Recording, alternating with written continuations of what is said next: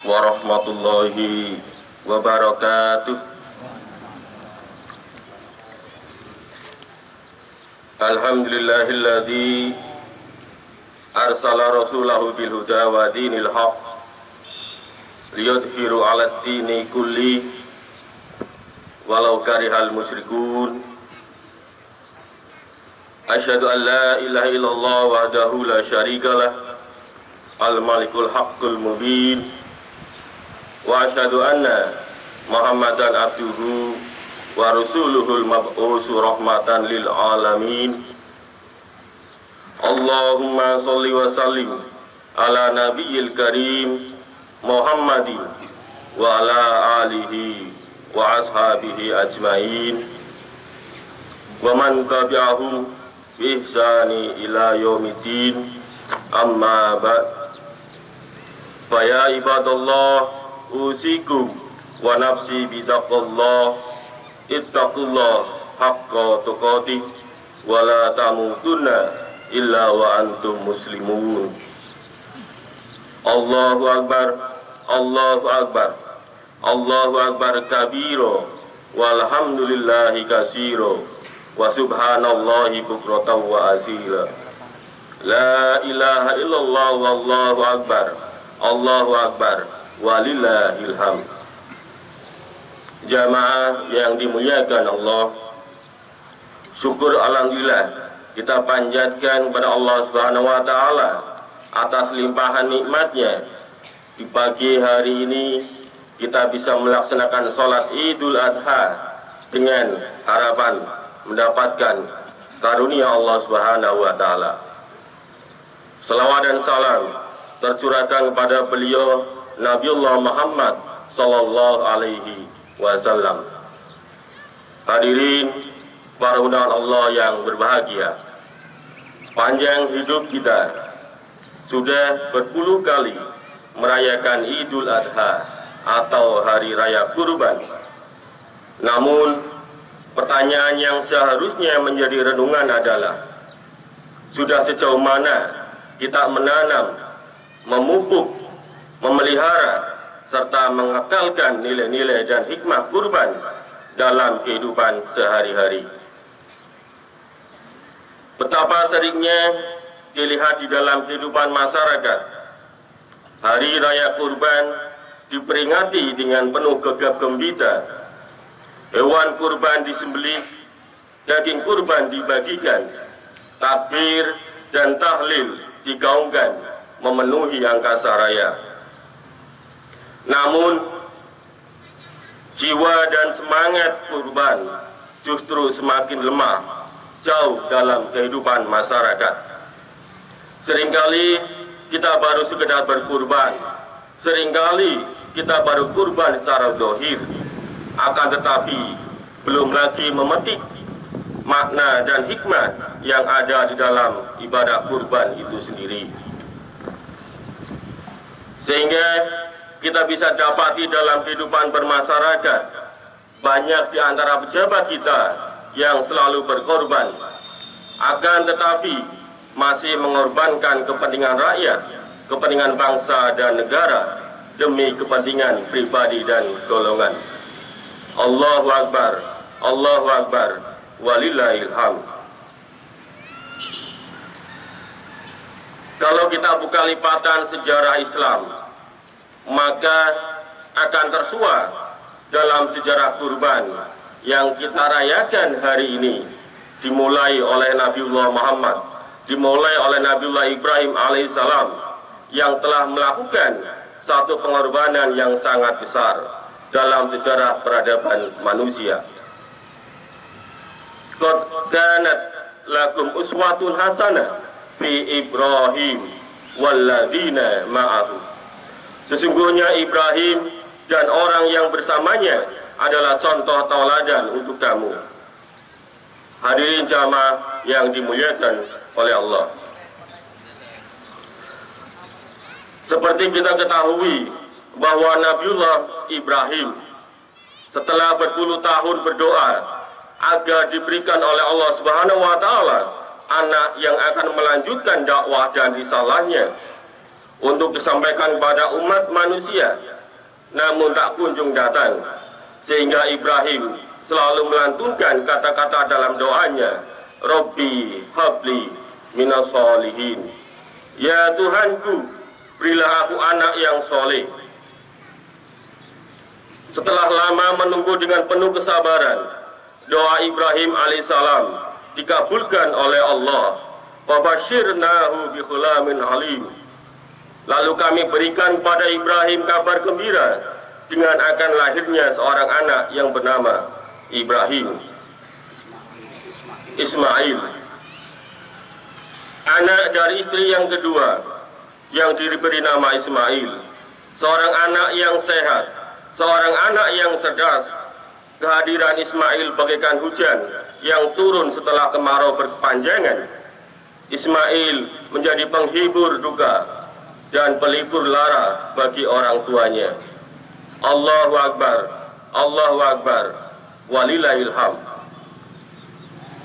Dalam kebahagiaannya, ternyata Nabiullah Ibrahim mendapatkan perintah dari Allah Subhanahu wa taala untuk mengungsikan Ismail kecil dan ibunya Siti Hajar. Dalam kegundahan, Ibrahim melaksanakan perintah Allah. Anak yang baru lahir beserta ibunya diantar ke suatu lembah yang sunyi yang tak berpenghuni di tengah padang pasir. Itu adalah cikal bakal kota Mekah saat ini. Luluh lantak hati Ibrahim mendapatkan perintah ini. Bagi seorang suami, berpisah dengan istri adalah pengorbanan. Bagi seorang ayah, berpisah dari anak yang kedatangannya sudah berpuluh tahun diharapkan adalah penyiksaan. Namun Ibrahim adalah Rasul dan manusia pilihan. Baginya, perintah Allah adalah segala-galanya. Jika Allah memerintahkan, apapun yang terjadi harus dilaksanakan. Bumi Allah boleh hancur, langit biar runtuh, namun perintah Allah harus tetap dipikul di atas bahu, dijinjing dengan tangan, dan digigit dengan gigi geraham. Allahu Akbar, Allahu Akbar, walillahil hamd. Maha suci Allah, Ibrahim rela mengorbankan kebahagiaannya demi melaksanakan perintah Allah Subhanahu wa taala. Walaupun perintah itu menyakitkan, namun hatinya tetap kokoh, sebab dia yakin perintah Allah itu pasti baik untuk dirinya. Allahu Akbar, Allahu Akbar, walillahil hamd. Cobaan yang diberikan oleh Allah kepada Ibrahim tidak berhenti di situ saja. Ketika Ismail menginjak usia dewasa, berkisar 13 tahun, Allah memberikan perintah kepada Ibrahim lewat firman-Nya, A'udzubillahi minasyaitonirrajim. Bismillahirrahmanirrahim. Falamma balagha ma'saya qala ya bunayya inni ara fil manam anni atbahuka fandur madza tara. Ketika anak itu sudah beranjak remaja, Ibrahim berkata, wahai anakku, ayah bermimpi kalau Allah menyuruh untuk menyembelihmu, bagaimana pendapatmu? Perintah untuk menyembelih anak kandung sendiri, darah daging sendiri. Sebagai seorang ayah, Ibrahim merasa sangat sedih. Namun, bagi seorang hamba Allah, Ibrahim sadar bahwa anak, harta, bahkan jiwanya itu milik Allah. Sehingga dengan penuh keyakinan dan penuh ketaatan atas perintah Allah, Ibrahim rela menyembelih anak kandungnya. Allahu Akbar, Allahu Akbar, walillahil hamd. Ibrahim adalah pemimpin bagi keluarganya, pemimpin bagi umatnya, dan Ibrahim telah menunjukkan kepada kita bahwa hakikat dari kepemimpinan itu adalah amanah, perjuangan, dan pengorbanan. Aspek ini yang sekarang sudah dilupakan. Banyak orang yang menganggap kepemimpinan dan jabatan merupakan kesempatan dan kekuasaan, sehingga di zaman Rasulullah dan zaman sahabat, para sahabat saling menolak untuk diberi jabatan. Namun hari ini orang justru bersaing, bertanding, dan berebut untuk mendapatkan jabatan dan kepemimpinan tersebut. Akhirnya seringkali jabatan bukan lagi pengorbanan, akan tetapi alat untuk mencari korban. Demi jabatan, orang rela menghalalkan segala cara, saling sikut kawan seiring, menggunting dalam lipatan, teman di atas ditarik, kawan di bawah diinjak, sahabat seiring ditolak. Jika ini terjadi, rakyatlah yang akan menjadi korban, sebab orang yang menjadikan jabatan sebagai kesempatan dan alat kekuasaan akan membela para kroninya meskipun salah, dan menegakkan hukum dengan tegas kepada orang yang bukan dalam kelompoknya. Ini yang sering disebut dengan penegakan hukum dengan tebang pilih.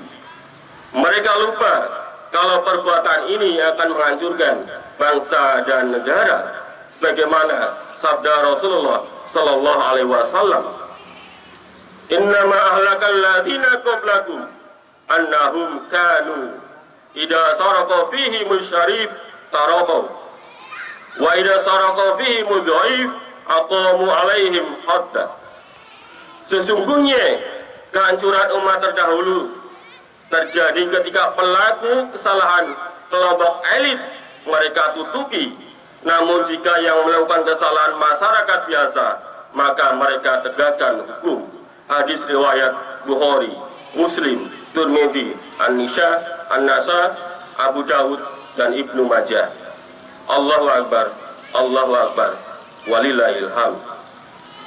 Melihat fakta sejarah ibadah korban, maka sisi lain yang menarik untuk dikemukakan adalah sikap Ismail dan ibunda Siti Hajar. Ismail kecil paham betul bahwa penyembelihan bermakna kematian. Dia sadar dia akan meninggalkan masa mudanya, meninggalkan ibu yang selama ini membesarkannya. Namun dengan tenang dia menjawab pertanyaan sang ayahanda, "Ya abatif al ma tu'maru."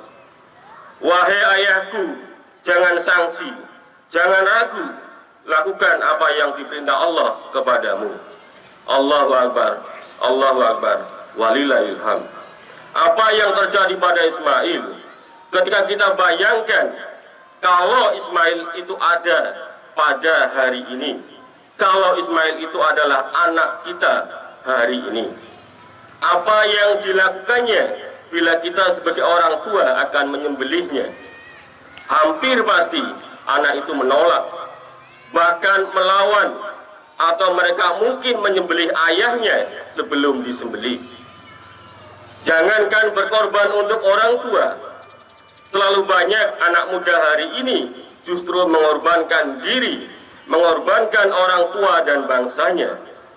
Ini dapat dilihat dengan maraknya penggunaan narkoba, pergaulan bebas, dan berbagai pola hidup negatif lainnya yang dilakukan remaja hari ini. Mereka lupa bahwa masa depan agama, bangsa, dan negara ada di tangannya. Kalau Ismail sebagai remaja rela mengorbankan jiwanya untuk ketaatan kepada Allah, maka remaja hari ini jangan sampai mengorbankan diri mereka karena kemaksiatan pada Allah Subhanahu wa ta'ala. Allahu Akbar, Allahu Akbar, walillahil hamd. Pertanyaan kemudian adalah, bagaimana pula sikap seorang Siti Hajar ketika mendengar suaminya akan menyembelih anak yang dicintainya, anak yang berada dalam tubuhnya selama 9 bulan, anak yang disusuinya selama 2 tahun, anak yang dibesarkannya dengan peluh dan air mata. Selaku ibu, tentu hancur hati Siti Hajar saat itu. Namun dia juga sadar anak itu adalah titipan Allah, anak adalah amanah. Maka dengan tegar dan tabah, Siti Hajar merelakan anaknya disembelih oleh suaminya sendiri. Siti Hajar adalah seorang ibu yang hati dan nuraninya sama dengan ibu-ibu yang lain. Namun Siti Hajar menyadari kalau dirinya juga hamba Allah dan istri dari seorang suami yang bernama Ibrahim. Maka fungsi istri adalah membantu suaminya dalam melakukan ketaatan kepada Allah, bukan menjauhkan suami dari agama Allah. Sikap hidup Hajar inilah yang harus ditiru oleh para istri hari ini. Pengorbanan mereka adalah membantu suami agar tetap istiqomah dalam ketaatan, mendidik anak agar menjadi anak yang soleh. Sebab baik buruknya satu keluarga, bahkan satu negara, terbesar adalah pada peranan para ibu. Ini yang dikatakan oleh Rasulullah, ad-dunya mata'u wa khairu mata'iha mar'at sholihah. Dunia ini adalah perhiasan, dan sebaik-baik perhiasan yang ada di dunia ini adalah wanita sholihah. Bahkan ada ungkapan lain yang sangat menjunjung tinggi peranan wanita di dalam masyarakat. Al-mar'atu imadul bilad. Wanita itu adalah tiang negara. Artinya rubuh tegaknya suatu negara tergantung pada wanitanya. Jika wanitanya baik, maka baiklah negara. Apabila wanitanya buruk, maka hancurlah negara. Maka pada hakikatnya amanah dan pengorbanan ibu-ibu tidaklah ringan, sebab di tangan ibu-ibulah masa depan negara ini. Allahu Akbar, Allahu Akbar, walillahil hamd. Apabila Ibrahim alaihissalam rela menyembelih anaknya karena Allah, Siti Hajar rela mengorbankan anak yang dilahirkan dan dibesarkannya karena mengikuti perintah Allah. Sementara Ismail rela menjadi korban juga untuk melakukan perintah Allah. Maka sudah saatnya kita bertanya, apa yang sudah kita lakukan dan kita korbankan pada saat ini untuk menegakkan agama Allah dalam kehidupan bermasyarakat, berbangsa dan bernegara. Allahu Akbar, Allahu Akbar, walillahil hamd. Seperti yang telah kami kemukakan, bahwa hikmah terbesar dari ibadah kurban adalah kerelaan hati untuk memberikan sesuatu yang kita sayangi untuk Allah Subhanahu wa Ta'ala.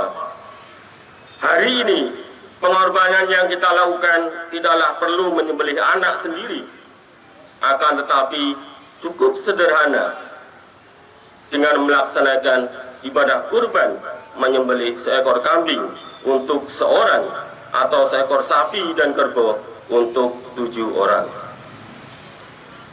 Saat ini ketentuan yang ada di pimpinan ranting Muhammadiyah Margasari bahwa ketika setiap bagian memerlukan dana 2,7 juta rupiah, artinya jika setiap kita menabung 7.500 dalam satu hari, maka tahun akan datang insya Allah kita akan menjadi peserta kurban, bukan hanya penikmat kurban. Allahu Akbar, Allahu Akbar, walillahil hamd. Mengakhiri khutbah kali ini, marilah kita hidupkan kembali nilai-nilai dan hikmah kurban dalam kehidupan sehari-hari. Apapun profesi dan posisi kita, orang tua harus berkorban dengan mendidik anak-anak agar menjadi generasi yang soleh. Para pemuda harus berkorban dengan menjauhkan diri dari semua perbuatan dan aktivitas yang dapat merusak jiwa, raga, dan masa depan. Pemimpin juga harus berkorban dengan mendahulukan kepentingan rakyat dan masyarakat dari kepentingan pribadi dan golongan. Inilah hakikat dari pengorbanan, di mana setiap kita punya peranan untuk menyumbangkan tenaga dan segenap usaha demi memperjuangkan Islam dan umat Islam serta kejayaan agama Allah masa kini dan yang akan datang. Marilah kita berdoa kehadirat Allah Subhanahu wa taala.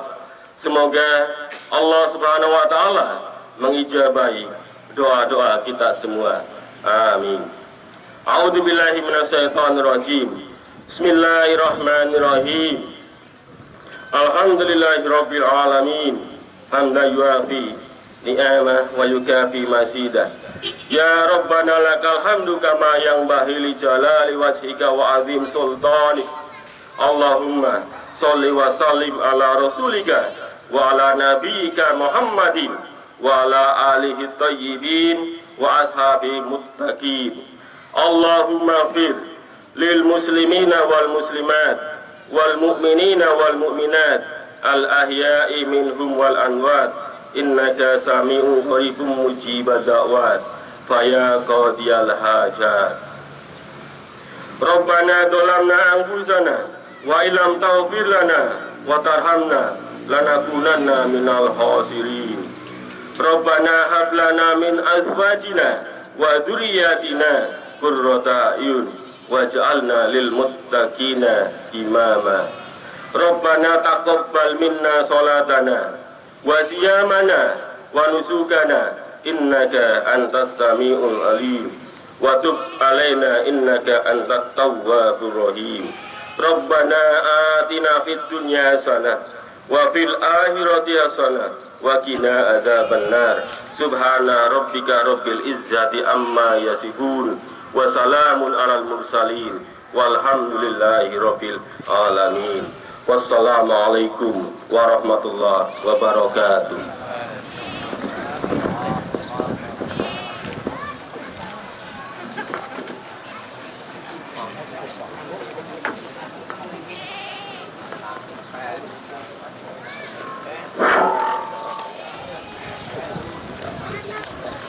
Hadirin